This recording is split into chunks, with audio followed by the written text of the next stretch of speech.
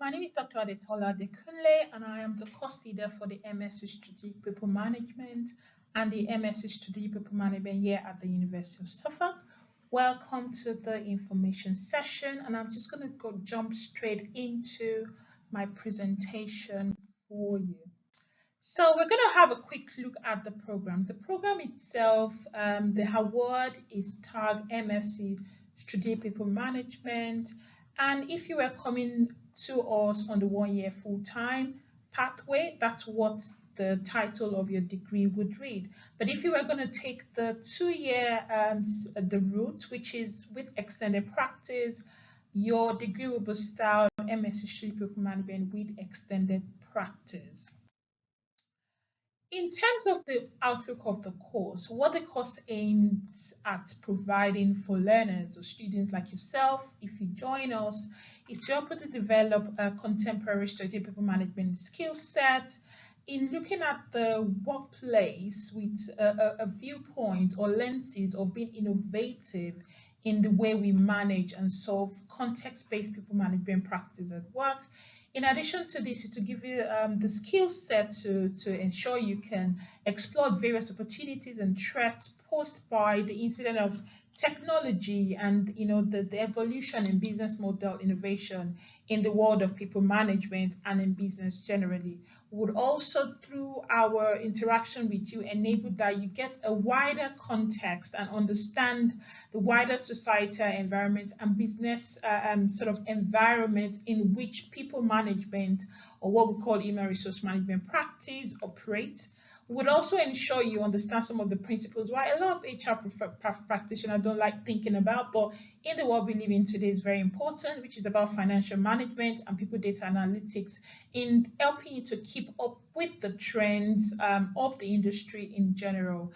In a final sort of take on this, we're also going to help you to understand and gain meaningful managerial level employment skill set through exploration of various strategic people management techniques and development techniques to help you, not just facilitate you as someone who is an individual learner, but also someone who can, effectively work in teams wherever you find yourself in your field of practice. In terms of the course team, I wanted to introduce you to the course team. Currently, we stand at 4 of us. I lead the team, followed by Obinna Ijogu, who is a lecturer in human resource management. And then we have Veronica Garbett, who is a lecturer in management and organizational behavior. And then we have our associate professor, Dr. Tom Vine. Each and every one of us take different sections of the program in itself, and we come with loads of experience from industry practice as well as to academic practice, so you can be sure that you have the best of tutors to take you through the course as it is. Next, I'll go to the value proposition of the course. So as you can see, there are 2 key routes in which you can come onto the course, which is a 1 year full-time as well as a 2-year with extended practice route. And some of the things it offers, like I've said, include transferable skill sets. You're going to be learning a lot about strategic way to manage people more effectively in an organization. Again, putting into context the nuances and the advancement in business practice in general in the world we live in today. We are also going to be, one of the things the course also offers is enable you to take ownership, whether you are, you're an individual that have commitments, whether family commitment or otherwise. There is a level of ownership and responsibility that you'll be taking, and we will be ably supporting you to take that responsibility.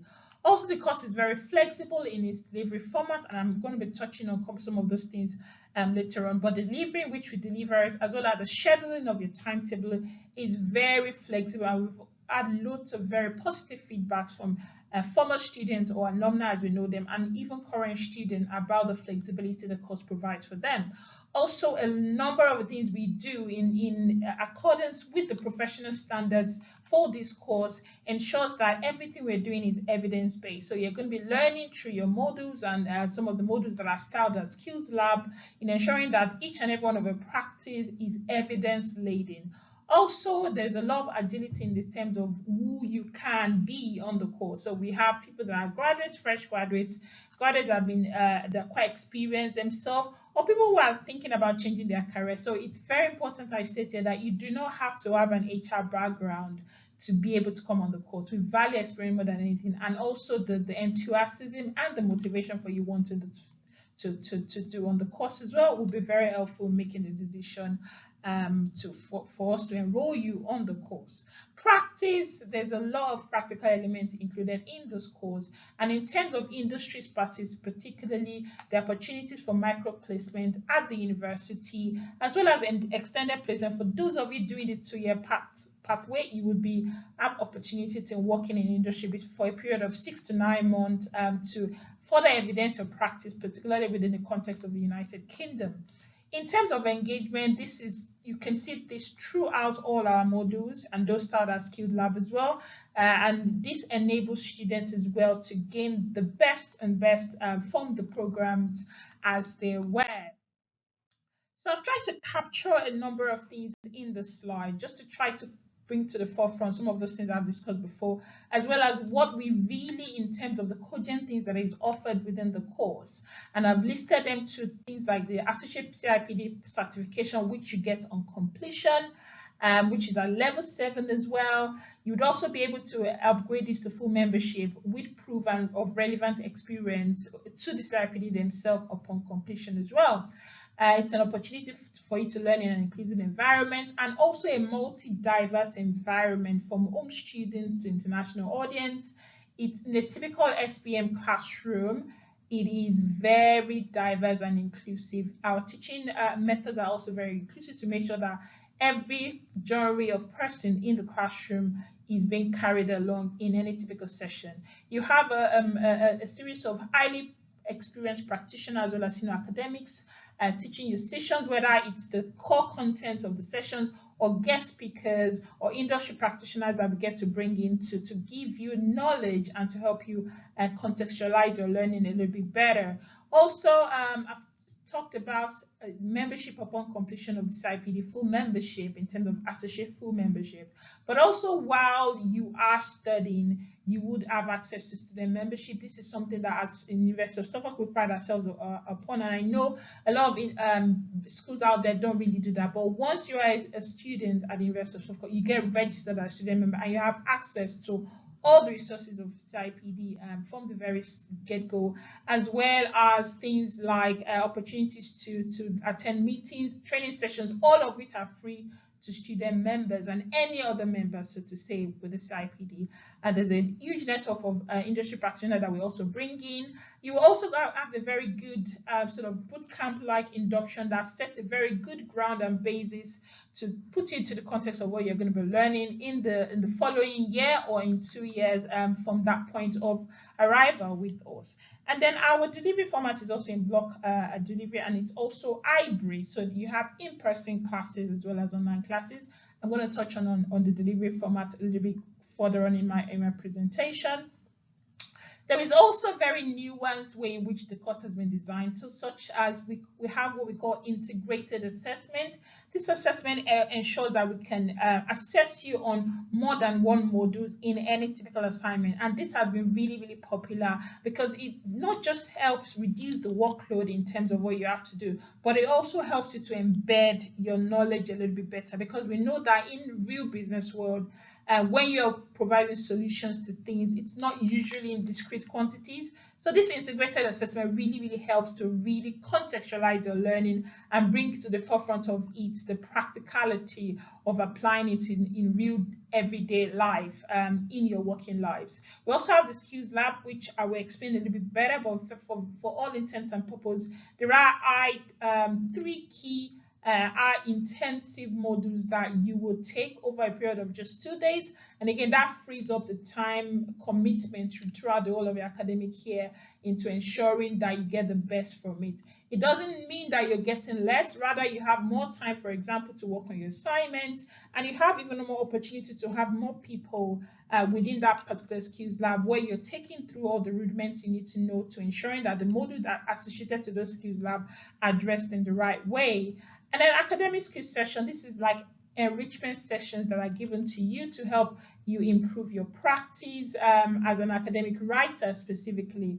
In the UK, for those of you not familiar, which I suppose most of you would be with UK higher education, academic skill session would help ground you in the things you need to know. You'll be hearing words a lot like criticality, nuances of knowledge, and a lot of other things, referencing. All of these are things that we have embedded in your course to help give you that good basis to have a successful program of study going forward. And then we have different statistics as well. I'm going to continue that later and talk about that. What I've tried to do in the next couple of slides is just to take you through each of the pathway or routes and what it offers for you. So for example, the 1 year full-time, that's if you're coming to us on the 1 year full-time route, you would have an induction start as a boot camp. You will have 3 skills lab, which are 2-day weekends. That particular module is delivered across just 2 days in an intensive way, and it's always skills related modules that you can really practicalize in your practice as a professional. We also have the block delivery pattern in which rather than the long 12 or 13 weeks of delivery, our delivery time as 6 weeks in which you study that particular course, and that gives the opportunity to embed your learning, especially when we get to the integrated assessment, whereby you can do your learning over 6 weeks for one module, to do another module over 6 weeks, and then after both modules, you come together and address the assessment that is contextually designed to capture all the learning outcomes you need to know in these draw modules, as we call them. And then, of course, there are modules and credits. These are the subjects, let's put it that way, that you would have to do to ensure that at the end of the day, you have enough credits to be able to get a master's level qualification at the university. And I've talked about academic skills session as well as integrated assessment. One final thing I should mention here is that depending on the pathway that you're coming into the university for this course, it will determine the final project you're going to be writing. And those specifically doing this 1 year full-time version or route, you'll be entitled to do either the applied dissertation module option or the change management consultancy, dependent on if you have ongoing practitioner experience in the field of human resource management. So for this particular 2-year route, I think the main thing that distinguishes it from the previous one is the placement option, where you have opportunity to do 6 to 9 months placement, depending on when you come in onto the course, as well as the exact final project that you'll be doing. So if you come on the extended placement pathway, you will be doing the extended placement project, as it were. That is route in general. In terms of contextualizing your delivery, we've tried to create like an understanding of how the delivery works. So we work a carousel pattern. Carousel means because we have various start dates in the year, namely at the moment September, so the next batch is coming in September, and then we have another batch in January. You all meet each other at whatever point in the program that is currently running. So, and that would depend on, again, like I said, whether you're starting in September or whether you're starting in January. So what it means is that those starting in January will start, will study alongside those that started earlier in September on the same module, and then they have time later on in the year when the September starts might have finished I want to complete it. This also helps to get your learning a little bit more inclusive, and also that multicultural nature of the learning as well is also embedded in that you're able to make new networks of people joining you than it's a normal typical standard year would be like. And I've also mentioned earlier on about the hybrid nature of it. So hybrid means that there are classes that you have in person on campus, and there are classes that you will also be doing online. Both are mandatory, let's just be clear, but it just gives you the option of the location or the locality where you need to do the sessions. So our blocks 1 to 2, is usually occurs between September and December, and then block 3 and 4 occurs in January to March, and then the final block 5 and 6 occurs between April and July, which ends the academic year as it is. I'm going to slightly move on to the sort of a quick summary of how the delivery and some of the content you're going to be looking at is within the program itself. So you have the one-day course induction at the very start of your course. So whether you're starting in September or January, you would have this session, and then you have other modules that you're going to take, all making sure that it adds up to the 180 credits that you need to fulfill the UK regulations in terms of securing a master's degree. This includes your placement if you're studying a 2-year course, as well as your final project option depending on the route you're coming in. All of these, once you study them the appropriate way and with the appropriate diet, you would get 180 credits that qualifies you to get the course. I should stress here, and I'm going to talk about CIPD later, but to get a CIPD qualification, you would need to make sure that you finish your master's. There are some exit degrees, but at this stage, as international students, you need to ensure that all these courses or subjects or units or modules, depending on how you want to call them, are attended to rightly to clock up to that 180 credits, which you need to get a master's degree. So on this slide, we have a series of modules that you will be taking, and one of them is Introduction to MS History People Management, which is the course on the induction, and then you have the academic study skills.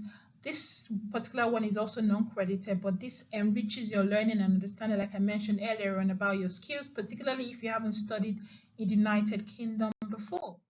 And then this next set of modules are very much content-laden module, from people resourcing and talent management in organizations to people analytics and financial planning organizations. These modules are very, very important. I've also tried to identify which blocks in which you're going to be taking it. And then you have the leadership, strategic change management, as well as the managing employee relations and employment law in organization. All of these modules are quite intentional, and they've been mapped to the CIPD curriculum. Obviously, they take place during various blocks, like I've said, and especially final project. There's a various ways in which the dates in terms of the submission dates in which those comes in, and depending on when you come in and your diet as well, it will determine when you'll be submitting these modules.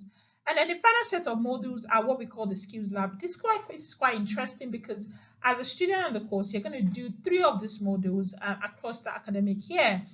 So depending again when you come in, to determine when you take what module. But in all essence, this is the 2 days intensive sessions that happens literally every 12 weeks, roughly 12 to 16 weeks. So 4 months, 3 to 4 months interval, depending on the session. So this is, again, like I said, a 2-day intensive session, and they are all very skills-based work. So from understanding business psychology for maximum organizational impact, to understanding research for organizational development, to contemporary skills for people management. All of these are quite relevant to your study in general, and will help give you those skill sets, or gives you start thinking of those skill sets that you need to use to enhance your practice in general. So the last set of modules are your final project option, and depending on the pathway to which you come in or the route, it will determine what you're doing. For those doing the extended placement option, they would specifically be doing extended placement project, just so we know that. Then I just wanted to put this in that in terms of the module, it's been mapped to the CIPD professional standard, and basically that's sort of what you would be working to. So all of this professional standards framework is embedded into your learning, and that's why at the end of the course you do get an accreditation for it. And then finally, I also wanted to touch on the various organizations that we're affiliated to. I've put a few number of them here, and some of the things the course offers as well, from day residential visit, where we go to an outdoor center, and we have some team-related activity that is also embedded in your learning, to the London Employment Tribunal visit. You're going to visit London and visit a thriving employment tribunal to see how proceedings on the day goes, to various people practice professional input, to the Chartered Institute of Management Development membership, which is CIPD membership, as well as the ACAS session, which is a non-governmental based institution that helps to arbitrate issues around conflict in workspaces, as well as industry placement, which some of which I've talked about before. So from CIPD, we hired CIPD Center to ACAS, to Summer Seeding, to Waddington Brown, to Summer Country Council Manager, all of these organizations, and so many other more that we've not mentioned here. We're quite affiliated to them in terms of what their input and what our relationship is to ensuring the course is quite fit for purpose for you as students. And finally, I wanted to just quickly mention this, that in terms of the placement, that the university does not guarantee the placement, but we do work rigorously to ensuring you can get, and from incidents or experience, students 100% on the course that have come on that pathway with, for excellent placement do get placement offers within our locality. Also, the tuition fees for both pathways are the same. So I mean, the world is your oyster, I like to say. Just choose the option you want, and we'll be sure to have you. Finally, a few testimonies are here that I've put in here. There's quite a lot to read, to be honest, but I wanted to just put that there for you to know that we are actually intentional about the way it is, and we have various alumni feedback and even current student feedback that gives attestation to the quality of our delivery and all the engagement to ensure we put into the work to ensure that you get the best from us as students. Thank you very much for listening. My contact details is over there, and hope to see you at University of Suffolk. Thank you.